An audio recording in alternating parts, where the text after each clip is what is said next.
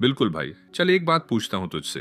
क्या तुझे कभी लगा है कि जितना ज्यादा तू किसी लड़की के लिए ट्राई करता है, टेक्स्ट करता है, कॉल करता है, प्लान्स बनाता है, वो उतना ही दूर जाने लगती है? ऐसा लगता है कि जितनी ज्यादा कोशिश करता है उतना ही कम असर होता है। Frustrating, right? देख, तू गलत इसलिए नहीं कर रहा क्योंकि तू कोशिश कर रहा है। गलत इसलिए हो रहा है क्योंकि तू जरूरत से ज्यादा कोशिश कर रहा है। मैं खुद उस जगह पर रह चुका हूँ और एक बात अपने एक्सपीरियंस से कह सकता हूँ। गेम चेंजर ज्यादा चेस करना नहीं है। गेम चेंजर है थोड़ा पीछे हटना। पागलपन लग सकता है सुनने में, लेकिन यकीन मान, थोड़ा सा स्पेस देना शायद सबसे पावरफुल मूव हो सकता है जो तू करेगा। अब मैं तुझे समझाऊंगा क्यों स्टेप बैक करना एक्चुअली काम करता है, कैसे ये पूरा खेल पलट सकता है, और कैसे इससे न सिर्फ वो तुझ में इंटरेस्ट दिखाएगी बल्कि तू खुद भी ज्यादा कॉन्फिडेंट और कंट्रोल में फील करेगा। ट्रस्ट मी, इस वीडियो के एंड तक तू रिलेशनशिप्स को एक पूरी नई नजर से देखेगा। चल शुरू करते हैं। पॉइंट 1, जब तुम ज्यादा पुश करते हो तो वो दूर होने लगती है। देख भाई, रिलेशनशिप्स एक डांस की तरह होते हैं। उसमें एक रिदम होती है। अगर तुम बहुत एग्रेसिवली आगे बढ़ोगे तो उसका नेचुरल रिएक्शन होगा पीछे हटना। और ये पर्सनल नहीं है, ये इंसानी नेचर है। चल एक रिलेटेबल एग्जाम्पल देता हूँ। मान ले तू किसी पार्टी में गया है और वहां कोई बंदा तेरे फेस के सामने आके नॉन स्टॉप कुछ बेचने की कोशिश कर रहा है। वो बोलता ही जा रहा है, पुश करता जा रहा है। क्या होगा? जितना वो ज्यादा जोर मारेगा तू उतना ही पीछे हटेगा।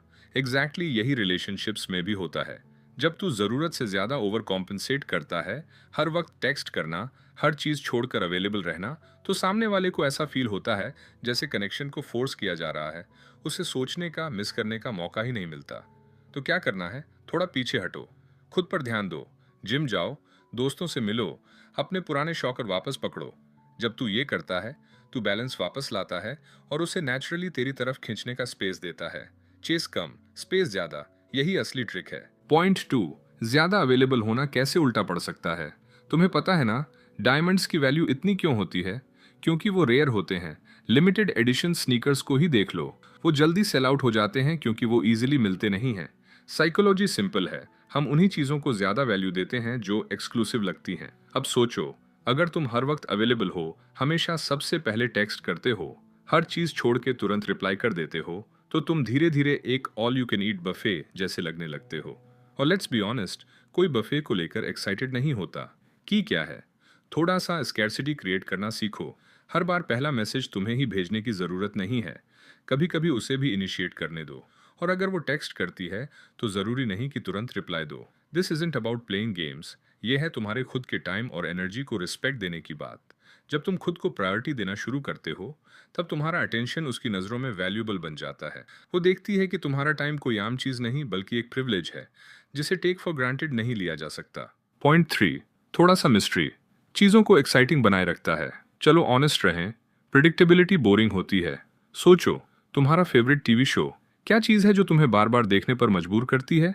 क्लिफ हैंगर्स, वो सस्पेंस की अब आगे क्या होगा, यही एक्साइटमेंट क्रिएट करता है। रिलेशनशिप भी कुछ अलग नहीं है।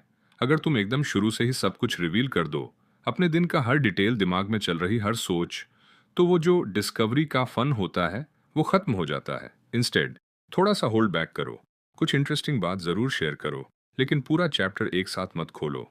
फॉर एग्जाम्पल, अगर तुम्हारा वीकेंड बहुत मस्त बीता तो यूं मत बोलो कि यार फ्राइडे को ये किया, सैटरडे को ये, संडे को ये। इंस्टेड बस इतना कहो, वीकेंड तो मज़ेदार था, कुछ वाइल्ड हुआ, मैं बाद में बताऊंगा। अब वो क्यूरियस हो जाएगी। और यही क्यूरियोसिटी ही है जो इंसानों को जुड़ा रखती है।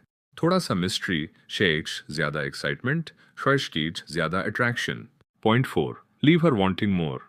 एक चीज जान लो भाई, लोग उन चीजों को ज्यादा याद रखते हैं जो अधूरी रह जाती हैं, बजाय उनके जो पूरी हो जाती हैं। जैसे जब कोई शो एक जबरदस्त क्लिफ हैंगर पर खत्म होता है, तुम सोते वक्त भी यही सोचते हो, अब आगे क्या होगा।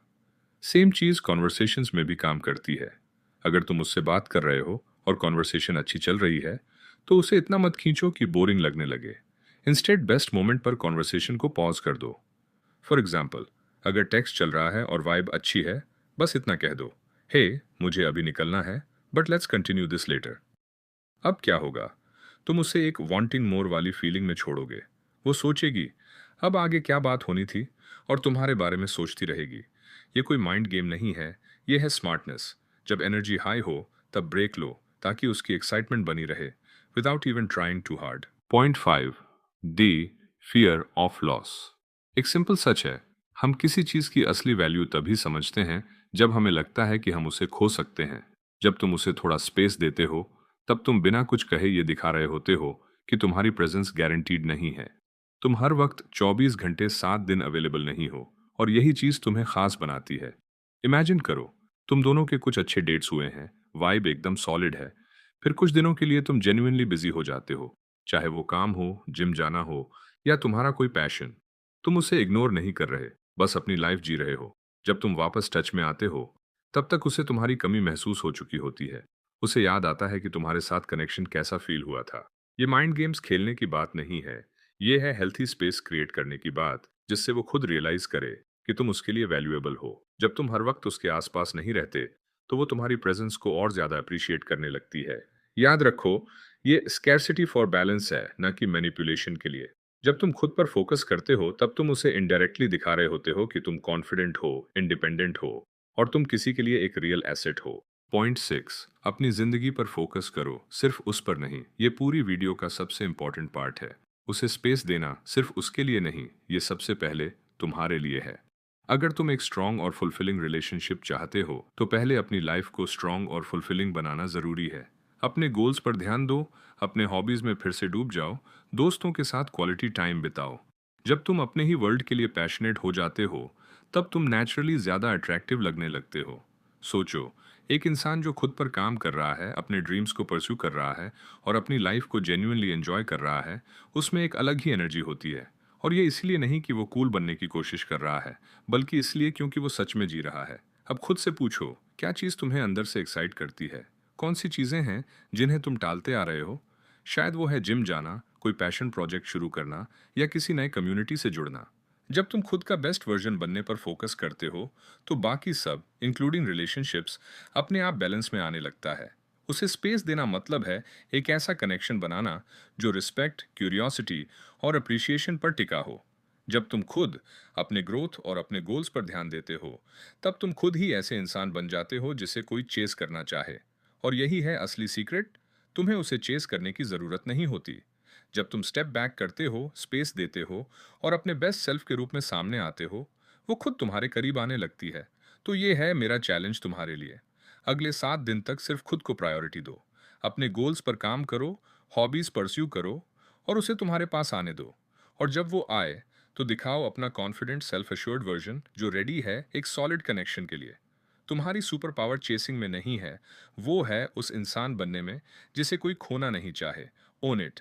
अगर ये वीडियो तुम्हें हेल्पफुल लगी हो तो लाइक करो और सब्सक्राइब ज़रूर करना, ऐसे ही और टिप्स के लिए जो तुम्हें बनाएंगे best version of your self.